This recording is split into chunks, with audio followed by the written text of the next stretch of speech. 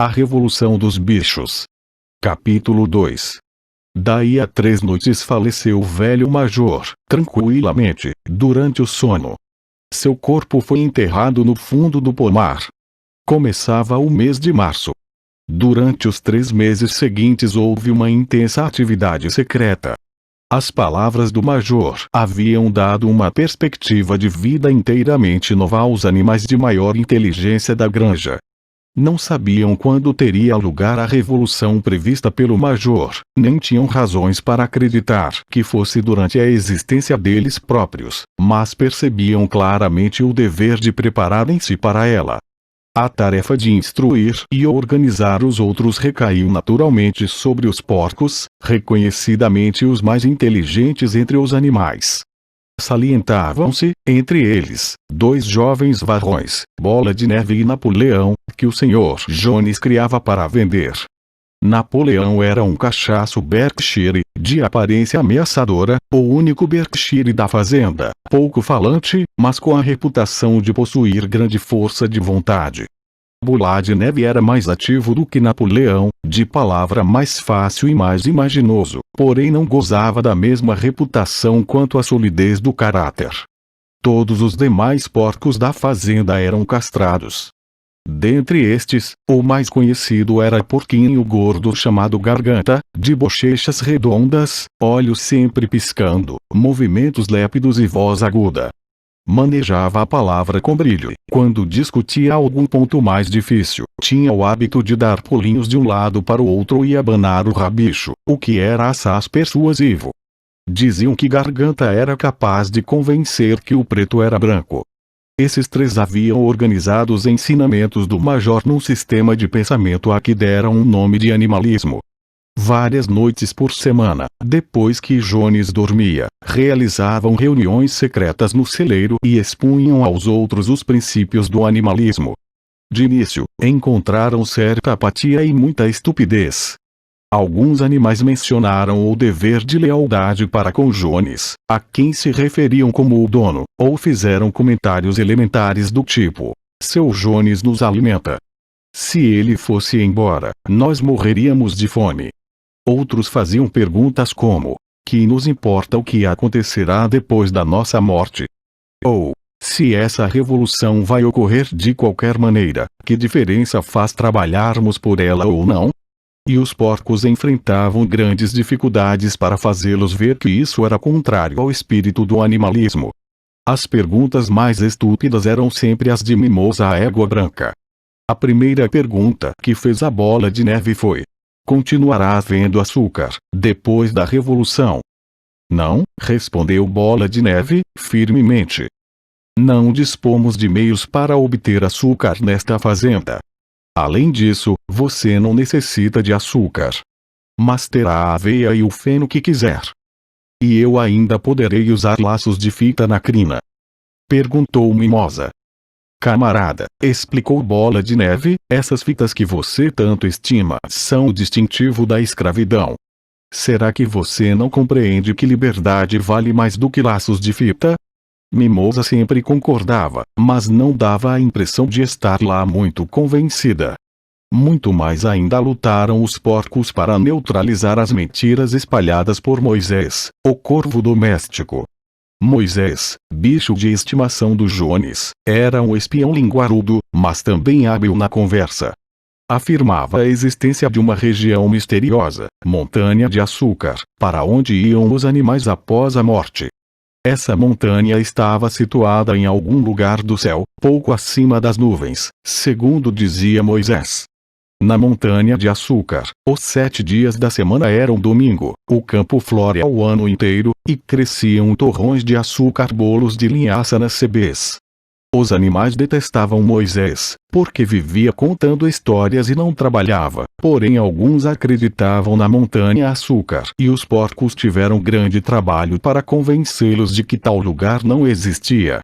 Os discípulos mais fiéis eram os 2 cavalos de tração, Sansão e Quitéria. Ambos tinham enorme dificuldade em pensar qualquer coisa por si próprios, todavia, aceitando os porcos como professores, absorviam tudo quanto lhes era dito e passavam adiante para os outros animais, por simples repetição. nunca deixavam de comparecer aos encontros secretos no celeiro e davam o tom para o hino Bichos da Inglaterra, que sempre encerrava as reuniões. Afinal, a revolução ocorreu muito mais cedo e mais facilmente do que se esperava.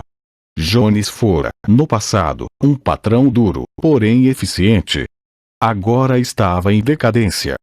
Desestimulado com a perda de dinheiro numa ação judicial, dera para beber bastante além do conveniente. Às vezes passava dias inteiros recostado em sua cadeira de braços, na cozinha, lendo os jornais, bebendo e dando a Moisés cascas de pão molhadas na cerveja. Seus peões eram vários e desonestos, o campo estava coberto de erva daninha, os galpões necessitavam de telhas novas, as cercas estavam abandonadas e os animais andavam mal alimentados. Junho chegou, e o feno estava quase pronto para o corte. No dia 23 de junho, um sábado, Jones foi a Willingdon e bebeu tanto no Leão Vermelho, que só regressou ao meio-dia de domingo. Os homens ordenharam as vacas de manhã cedo e saíram para caçar lebres, sem se preocuparem com a alimentação dos animais. Ao voltar, Jones foi dormir no sofá da sala com News of the World sobre o rosto. Portanto, ao cair da tarde, os animais ainda não haviam comido. Aquilo foi insuportável. Uma das vacas rebentou as chifradas à porta do depósito e os bichos avançaram sobre o alimento. Nesse momento Jones acordou. Num instante, ele e seus homens estavam no depósito com os chicotes na mão, batendo a torto e a direito. Isso ultrapassou a tudo quanto os animais famintos podiam suportar. De comum acordo, muito embora nada tivesse sido anteriormente planejado, lançaram-se sobre seus verdugos. Jones e os homens viram-se de repente marrados e escoiceados por todos os lados. A situação lhes fugira ao controle. Jamais haviam visto os animais portarem-se daquela maneira, e a súbita revolta de criaturas a quem estavam acostumados a surrar e maltratar à vontade, apavorou-os. Em poucos instantes, desistiram de defender-se e deram o fora. Um minuto depois, os 5 voavam pela trilha rumo à estrada principal, com os bichos a persegui-los triunfantes. A mulher de Jones olhou pela janela do quarto, viu o que acontecia, reuniu às pressas alguns áveres dentro de uma bolsa de pano e escapuliu da granja por outro caminho. Moisés levantou o vôo do poleiro e bateu asas atrás dela, grasnando ruidosamente. Enquanto isso, os bichos haviam posto Jones e os peões para fora da granja, fechando atrás deles a porteira das 5 barras. E assim, antes de perceberem o que sucederá, a revolução estava feita. Jones fora expulso e a granja do solar era deles. Durante os primeiros 5 minutos, os animais mal puderam acreditar na sorte. Seu primeiro ato foi galopar pelos limites da granja, como para verificar se nenhum ser humano ficara escondido. Depois correram de volta às casas da granja, para varrer os últimos vestígios do odiado império de Jones. O galpão dos arreios, no fundo dos estábulos, foi arrombado. Freios, argolas de nariz, correntes de cachorro, as cruéis facas com que Jones castrava os porcos e os cordeiros, foi tudo atirado ao fundo do poço. As rédeas, os cabrestos, os antolhos e os degradantes bornais foram jogados à fogueira que ardia no pátio. Destino idêntico tiveram os relhos. Os bichos pulavam de contentamento ao verem os chicotes em chamas. Bola de Neve jogou também ao fogo as fitas que usualmente enfeitavam as crinas e caudas dos cavalos em dias de feira. Fitas, disse ele, devem ser consideradas roupas, que são o distintivo do ser humano. Todos os animais devem andar nus. Ao ouvir isso, Sansão foi buscar o chapeuzinho de palha que usava, no verão, para afastar as moscas de suas orelhas, e jogou também no fogo. Em curto tempo, os bichos destruíram tudo quanto lhes recordava Jones. Napoleão conduziu-os de volta ao depósito de forragem e serviu uma ração dupla de cereais para todo mundo, com 2 biscoitos para cada cachorro. Depois cantaram bichos da Inglaterra de ponta a ponta, 7 vezes, uma atrás da outra, deitaram-se e dormiram como nunca. Acordaram, porém, de madrugada, como sempre, e, ao lembrarem-se do glorioso acontecimento da véspera, correram para a pastagem. A pequena distância havia uma colina que comandava a vista de quase toda a fazenda. Os animais subiram ao topo e olharam em volta, à luz clara da manhã. Sim, era deles, tudo quanto enxergavam era deles. No êxtase desse pensamento, viraram cambalhotas e saltaram, no roubo de contentamento. Molharam-se no orvalho, morderam a deliciosa grama do verão, arrancaram torrões de terra e aspiraram aquele cheiro delicioso. Depois fizeram um circuito de inspeção em toda a granja, vistoriando, com muda admiração, a lavoura, o campo de feno, o pomar, a lagoa e o bosque. Era como se, anteriormente, nunca tivessem visto aquilo, e mal podiam acreditar. Tudo era deles. Voltaram, então, para as casas da granja e pararam silenciosos junto à porta da casa grande. Era deles também, mas sentiram um certo receio de entrar. Depois de alguns instantes, porém, Bola de Neve e Napoleão forçaram a porta, e os animais entraram, em fila, caminhando com o maior cuidado para não desarrumar nada. Andaram na ponta dos pés, de um aposento para o outro, falando baixinho e olhando com certa reverência ao luxo inacreditável, as camas, os colchões de penas, os espelhos, os sofás de crina, o tapete de Bruxelas, a litografia da Rainha Vitória sobre a lareira da sala. Quando desciam as escadas, deram pela falta de mimosa. Voltando, descobriram-na no quarto principal. Havia apanhado no toucador da senhora Jones um pedaço de fita azul e segurava-o contra a espádua, admirando-se no espelho, com trejeitos ridículos. Repreenderam-na acerbamente e saíram todos. Alguns presuntos, pendurados na cozinha, foram levados para fora e enterrados. O barril de cerveja da copa foi rebentado com um coice de Sansão. Além disso, nada mais foi tocado na casa. Ali mesmo foi aprovada por unanimidade a resolução de conservá-la como museu. Concordaram em que nenhum animal jamais deveria habitá-la. Os bichos tomaram a refeição matinal e foram outra vez convocados por Bola de Neve e Napoleão. Camaradas, disse Bola de Neve, 6h15, e temos um longo dia pela frente. Iniciaremos hoje a colheita do feno. Mas antes há um outro assunto para tratarmos.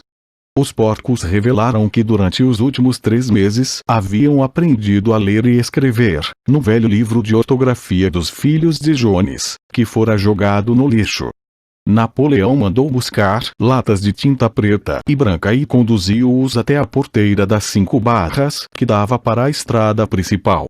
Então, Bola de Neve, que era quem escrevia melhor, pegou o pincel entre as juntas da pata, apagou o nome Granja do Solar do travessão superior e, em seu lugar, escreveu Granja dos Bichos. Seria esse o nome da granja daquele momento em diante. Depois disso, voltaram para as casas da granja. Bola de Neve e Napoleão mandaram buscar uma escada e ordenaram que fosse encostada à parede do fundo do celeiro grande. Explicaram que, segundo os estudos que haviam feito nos últimos 3 meses, era possível resumir os princípios do animalismo em 7 mandamentos. Esses 7 mandamentos, que seriam agora escritos na parede, constituiriam a lei inalterável pela qual a Granja dos Bichos deveria reger sua vida a partir daquele instante, para sempre. Com alguma dificuldade, pois não é fácil um porco equilibrar-se numa escada de mão, Bola de Neve subiu e começou a trabalhar, enquanto Garganta, alguns degraus abaixo, segurava a lata de tinta. Os mandamentos foram escritos na parede alcatroada em grandes letras brancas que podiam ser lidas a muitos metros de distância. Eis o que dizia o letreiro. Os 7 mandamentos 1. Qualquer coisa que ande sobre 2 pernas é inimigo. 2. Qualquer coisa que ande sobre 4 pernas, ou tenha asas, é amigo. 3. Nenhum animal usará roupas. 4. Nenhum animal dormirá em cama. 5. Nenhum animal beberá álcool. 6. Nenhum animal matará outro animal. 7.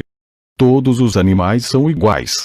Estava tudo muito bem escrito, com exceção da palavra álcool, que foi escrita álcool, e de um dos esses, que foi desenhado ao contrário. O conjunto ficou bastante bom, e Bola de Neve leu em voz alta para os demais. Todos os animais balançaram a cabeça, de pleno acordo, e os mais vivos começaram imediatamente a decorar os mandamentos. E agora, camaradas, disse Bola de Neve, deixando cair o pincel, ao campo de feno. É uma questão de honra realizar a colheita em menos tempo do que Jones e seus homens, nesse momento. Porém, as vacas, que já vinham dando sinais da inquietação, começaram a mugir. Havia 24 horas que não eram ordenhadas e estavam com os úberes quase estourando. Depois de alguma reflexão, os porcos pediram baldes e ordenharam as vacas com relativo êxito, pois seus cascos adaptavam-se bem à tarefa. Em breve obtinham 5 baldes de um leite espumante cremoso, que muitos bichos olharam com considerável interesse. Que vamos fazer com esse leite? Perguntou alguém. Jones às vezes misturava um pouco ao nosso farelo, disse uma galinha. Não se preocupem com o leite, camaradas! Gritou Napoleão, postando-se à frente dos baldes. Nós trataremos deste assunto. A colheita é mais importante. O camarada Bola de Neve os conduzirá. Eu seguirei dentro de alguns minutos. Avante, camaradas! O feno está à espera. Os animais marcharam rumo ao campo de feno, para o início da colheita, e quando voltaram, à tardinha, notaram que o leite havia desaparecido.